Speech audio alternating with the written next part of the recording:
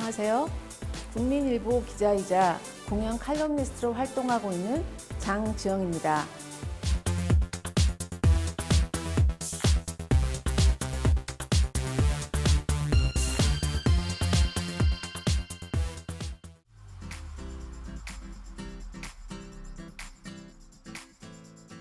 신종 코로나 바이러스 감염증이 삶의 방식을 바꿔놓고 있습니다. 무엇보다 사람들 사이의 접촉이 제한되면서 그에 맞는 생존 방식이 필요하게 됐는데요. 문화예술계 역시 비대면 사회에 적응하고 있습니다. 가장 대표적인 것이 온라인 공연의 확산입니다. 우리나라에서 온라인 공연은 PC나 휴대전화의 인터넷 환경에서 음원과 영상을 재생하는 스트리밍을 통해 연극, 오페라, 무용 등 공연을 보는 것입니다. 공연 실황을 생중계하는 것과 기존의 공연 영상을 중계하거나 VOD, 즉 주문형 비디오 관람으로 크게 구분됩니다. 코로나 확산으로 전 세계 공연계에서 온라인 공연 붐이 일어난 것은 3월 중순 베를린 필하모닉 오케스트라와 뉴욕 메트로폴리탄 오페라가 시작하면서부터입니다. 두 기관은 코로나라는 미중유의 사태에 온라인 스트리밍 플랫폼을 무료로 개방했고 이후 한국을 비롯해 전 세계 공연계에서도 앞다퉈 공연 영상들을 무료로 선보이고 있습니다. 코로나 장기화 속에 전 세계에선 여전히 공연장 폐쇄가 이어지는가 하면 사회적 거리두기를 토대로 운영을 재개해도 불안합니다. 이에 따라서 공연 영상화 및 온라인 공연의 수요와 필요성은 계속 높아지고 있습니다. 그리고 오프라인 공연 시장의 침체 속에 공연계의 새로운 대안으로서 온라인 공연 유료화가 주목받고 있습니다. 극장 내 좌석 간 거리두기에 따른 티켓 판매 수익 감소가 심각한 상황인데요. 유료 온라인 공연이 새로운 비즈니스 모델의 가능성을 보여주기 때문입니다.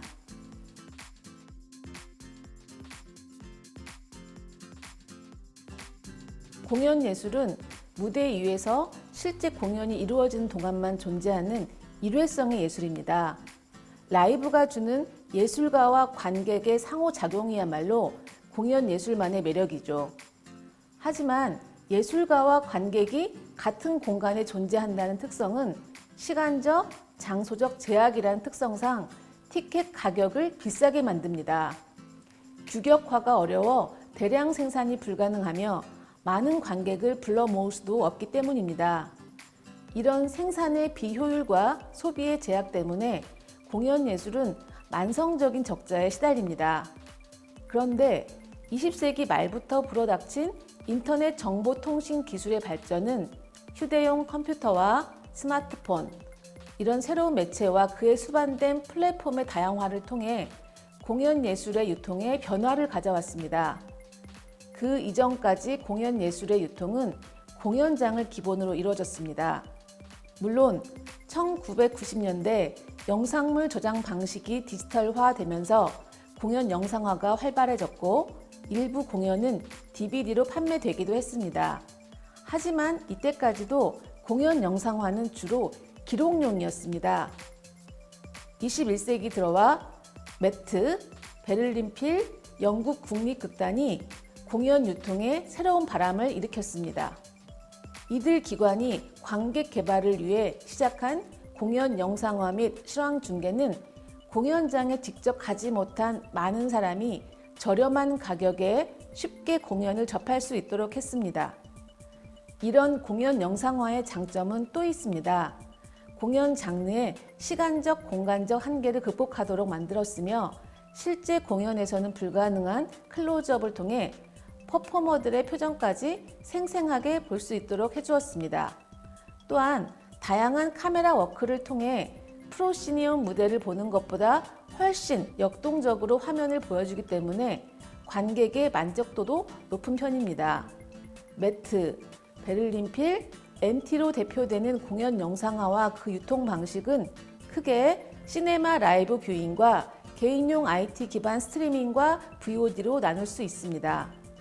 시네마 라이브 뷰잉은 2006년 시작된 매트 라이브 인 HD와 2009년 시작된 MT 라이브가 대표적입니다.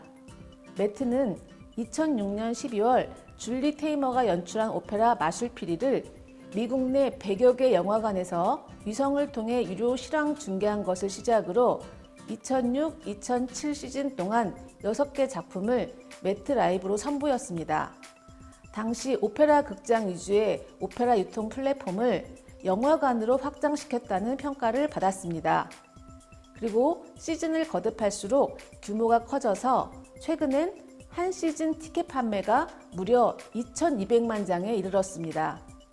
매트 라이브의 성공은 전 세계 공연장이 영상 제작 및 유통에 적극적으로 뛰어드는 계기가 되었습니다. 다만 매트는 2014년부터 실제 공연장에 오는 관객이 줄어들었는데요. 매트 라이브의 영향도 일부 있다는 의견이 있습니다. NT 라이브 역시 장르는 연극이지만 전반적인 형식에선 매트와 유사합니다. NT 라이브는 2009년 6월 헬렌 미렌 주연의 연극 페드라를 유료로 실황 중계하면서 시작됐습니다. 매트가 근래 실제 공연장에 오는 관객이 줄어든 것과 달리 NT는 NT 라이브의 인기에도 불구하고 관객이 줄지 않았습니다. 연극과 오페라라는 장르 차이, 그리고 실제 라이브 공연의 티켓 가격 차이로 보입니다. 한국에서 예술의 전당의 사곤 스크린도 시네마 라이브 뷰잉 형태로 시작했습니다. 매트 라이브와 NT 라이브를 벤치마킹한 것으로 2013년 11월 토요 콘서트를 지역 문예회관과 영화관에서 무료 실황 중계하면서 시작했습니다. 이후 클래식은 실황 중계를 하지만 뮤지컬, 연극, 오페라, 발레 등 다른 장르는 편집까지 끝낸 DVD를 지역 문예회관에서 상영하는 방식을 취해왔습니다. 개인용 IT 기반 스트리밍과 VOD는 2008년 베를린 필이 온라인으로 콘서트를 중계하는 디지털 콘서트홀과 로얄 오페라 하우스, 바비컨 시어터, BBC 등 영국 50여 개 주요 공연 관련 기관들이 2009년부터 참여한 디지털 시어터가 대표적입니다. 두 기관 모두 공연을 많은 사람에게 저렴하게 보급한다는 취지에서 시작됐습니다. 매트 라이브와 NT 라이브가 영화관 송출 방식을 택한 것과 달리 디지털 콘서트홀과 디지털 시어터는 개인용 컴퓨터와 스마트폰을 통해 스트리밍 또는 VOD 방식으로 관람합니다.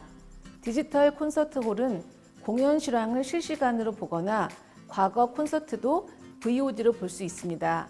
이에 비해 디지털 시어터는 주로 VOD 형태로 공연을 관람하게 됩니다. 한국에서는 네이버가 2009년 인디 음악 콘서트를 처음 중계한 것이 개인 IT 기반 공연 스트리밍이었습니다. 다만 네이버가 공연 관련 동영상 플랫폼으로서 본격 출발한 것은 2013년 네이버 TV, 2015년 V라이브가 생기면서부터입니다. 공연 예술 분야는 2016년 뮤지컬 팬레터 전막 공연의 실황 중계가 처음 시도된 이후 일반화됐습니다. 초기에는 영상으로 작품을 다 본 관객이 과연 공연장에 오겠느냐라는 우려가 있었지만 공급 과잉인 국내 공연 시장에서 홍보 및 마케팅 효과가 뛰어났기 때문입니다. 그런데 코로나 확산 이후 공연 영상 유통의 승자는 개인 IT 기반의 온라인 스트리밍 방식이 됐습니다. 시네마 라이브 뷰잉의 경우 그동안 영화관이나 공연장에서 행해졌는데 코로나 시대에는 감염 우려 때문에 어려워졌기 때문입니다. 매트의 경우에도 팬데믹 이후 매트 라이브가 중단됐지만 나이틀리 매트 오페라 스트림스라는 이름으로 공연 실황을 무료 스트리밍하고 있습니다. 그리고 매트 외에 전 세계 극장들이 바로 이런 공연 실황을 무료로 스트리밍하고 있습니다.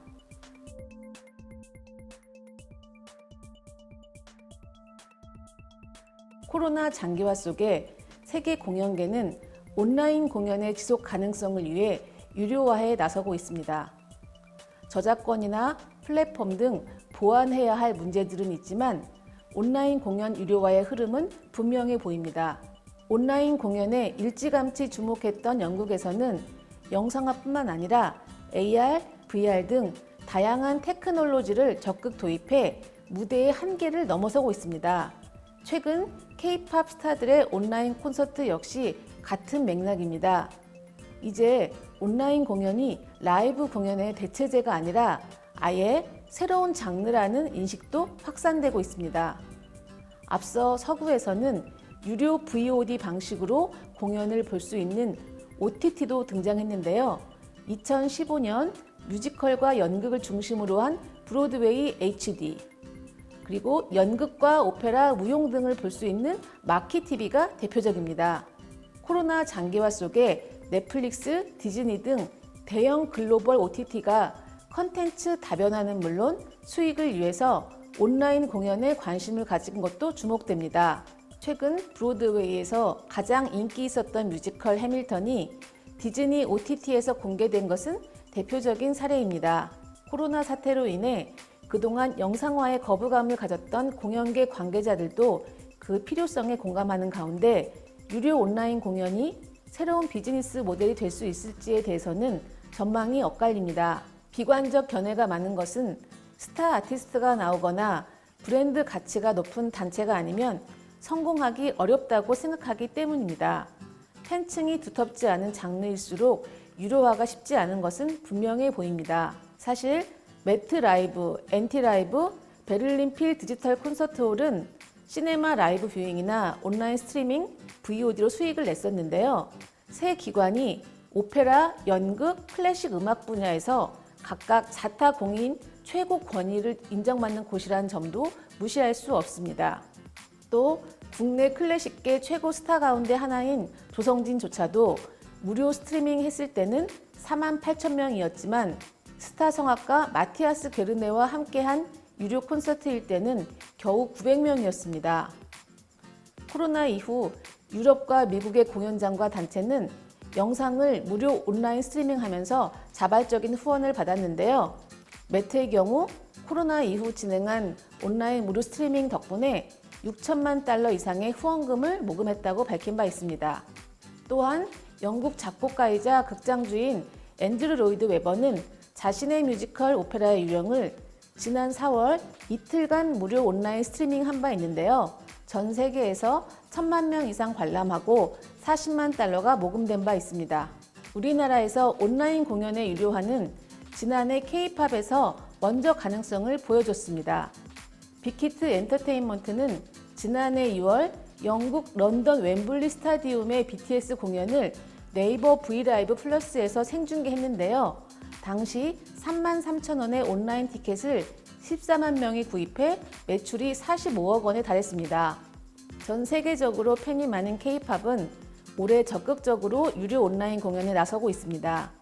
SM 엔터테인먼트는 아예 네이버와 손잡고 소속 가수들의 공연을 비욘드 라이브로 진행했는데 세계 최초 온라인 맞춤형 유료 공연이었습니다. 첫 주자인 그룹 슈퍼엠의 콘서트 비욘드 더 퓨처에는 전 세계 109개국에서 7만 5천 명의 온라인 관객이 3만 3천 원을 내고 참석했습니다. 당시 AR과 MR 등 첨단 테크놀로지를 활용한 무대 등 온라인에 최적화된 공연으로 콘서트의 완성도를 높였는데요. 생생한 현장감을 재현했다는 평가 속에 25억 원의 매출을 올렸습니다. 이후 이어진 NCT 드림, 동방신기 등의 온라인 콘서트는 관객 수가 더욱 늘어났습니다. 그리고 비욘드 라이브는 JYP 엔터테인먼트까지 손을 잡으면서 비욘드 라이브 코퍼레이션으로 확장됐고 최근 트와이스도 온라인 콘서트를 열었습니다. 온라인 공연에서 가장 정점을 찍은 것은 전 세계적으로 인기를 부과하고 있는 BTS입니다. 지난 6월 BTS의 첫 유료 온라인 콘서트 방방콘 더 라이브는 1회에 전 세계 105개국에서 75만 6,600명이 관람해 매출액은 250억 원이었습니다. 그리고 10월 두 번째 온라인 콘서트 맵 오브 더 솔 1은 2회에 전 세계 191개 국가에서 99만 3천 명이 관람해 500억 원 이상의 매출을 거뒀다고 합니다. 한국 공연계에서 온라인 공연 유료화는 9월 말부터 국공립예술단체와 대형 상업 뮤지컬을 중심으로 일종의 테스트가 이루어지고 있습니다. 앞서 서구에서 유료화를 목적으로 처음부터 공들여 영상을 찍었던 것과 달리 한국에서는 그동안 홍보나 기록용으로 영상을 찍었기 때문에 코로나 시대 들어 본격적으로 제대로 만들어진 영상을 찍는 것과 함께 유료화 논의가 시작됐습니다. 한국에서 코로나 이후 선보인 온라인 공연 가운데 상당수는 그동안 과거에 찍었던 영상물을 스트리밍한 것이었습니다. 이와 관련해 과거엔 창작진이나 배우 등과 영상 관련 저작권 계약을 맺지 않았기 때문에 매번 동의를 구해야만 했습니다. 지금까지는 공익적 목적으로 무료 스트리밍을 했기 때문에 관계자들이 동의했지만 앞으로 유료화가 된다면 수익 배분 등 불분명한 점이 많아서 제도 정비의 필요성이 제기됐습니다. 어쨌든 코로나 장기화 속에 온라인 공연이 화두가 되면서 국공립예술단체와 상업 뮤지컬 분야에서 9월부터 먼저 유료화에 나섰는데요. 국립극단처럼 자체 플랫폼을 만든 경우도 있지만 대부분의 단체들이 네이버 TV 플랫폼을 선택했습니다. 작품의 홍보 효과 및 관객의 접근성에서 네이버가 유리한 데다 네이버 TV의 후원 기능을 업그레이드해서 수수료를 대폭 인하했기 때문입니다. 온라인 공연 유료화는 장르에 따라 편차가 심한데요. K-팝 스타들이 출연하는 뮤지컬은 유료화 가능성이 보이지만 그 나머지 분야에선 쉽지 않아 보입니다. 실례로 최근 유료화에 나섰던 작품들 가운데 김준수가 주역으로 출연한 뮤지컬 모차르트의 온라인 공연은 1만 5천 건이 판매됐는데요. 군대에 입대한 K-팝 스타들이 출연한 뮤지컬 귀하는 공식적인 매출액을 밝히진 않았지만 4회 생중계로 9월 인터파크 티켓 판매 1위에 올랐습니다.